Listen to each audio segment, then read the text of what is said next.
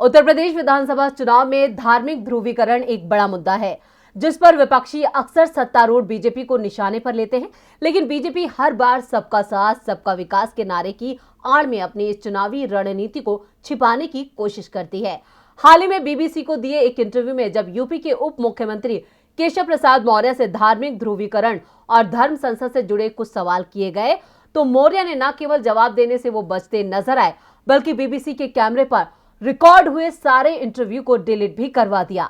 क्या है पूरा मामला, आइए देखते हैं इस रिपोर्ट में। यूपी चुनाव से पहले महंगाई, बेरोजगारी और कोरोना में लापरवाही और डिजिटल प्रचार जैसे मुद्दों पर बीजेपी पहले ही घिरी हुई थी।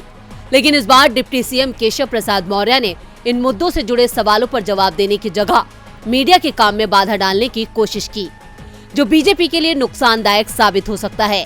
केशव प्रसाद मौर्य ने बीबीसी को हाल ही में एक इंटरव्यू दिया, जिसमें उनसे अखिलेश यादव के डिजिटल प्रचार वाले बयान, माफिया पर कार्रवाई, आदित्य योगी के चुनाव लड़ने आदि पर सवाल पूछे गए। इन सारे सवालों के जवाब केशव प्रसाद मौर्य ने दिए। लेकिन जब उनसे धर्म संसद के मंच से कही गई बातों पर बीबीसी संवाददाता ने सवाल किए, तो पहले केशव प्रसाद मौर्य ने दूसरे धर्म गुरुओं पर भी सवाल उठाने की बात कही। मौर्य ने यह भी कहा कि धर्म संसद भाजपा की नहीं है, वो संतों की होती है। संत अपनी बैठक में क्या कहते हैं, क्या नहीं कहते हैं, ये उनका विषय है। कुछ देर तक सवाल जवाब के बाद केशव प्रसाद मौर्य ने बीबीसी से कहा कि वो केवल चुनाव से जुड़े सवाल करें, और जब उनसे कहा गया कि ये मामला भी चुनाव से जुड़ा है, तो केशव प्रसाद मौर्य ने न केवल बीबीसी संवाददाता को किसी एजेंट की तरह बात करने वाला कहा, बल्कि इसके साथ ही अपना माइक निकालकर कैमरा बंद करवा दिया और इसके साथ ही कैमरे में हुई रिकॉर्डिंग भी डिलीट करा दी।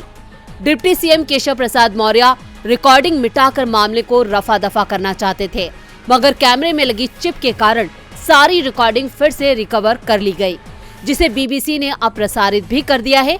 यूपी के डिप्टी सीएम मौर्य की यह हरकत चुनावों पर बीजेपी पर काफी भारी पड़ सकती है, क्योंकि मीडिया के साथ किए गए इस व्यवहार की गूंज पूरी दुनिया को सुनाई देगी। बीबीसी ने इस घटना पर गंभीर ऐतराज जाहिर करते हुए बीजेपी के राष्ट्रीय अध्यक्ष, बीजेपी के प्रदेश अध्यक्ष और राज्य के मुख्यमंत्री को आधिकारिक तौर पर एक शिकायत भेजी है, लेकिन इन पंक्तियों के लिखे जाने तक कोई जवाब नहीं आया है।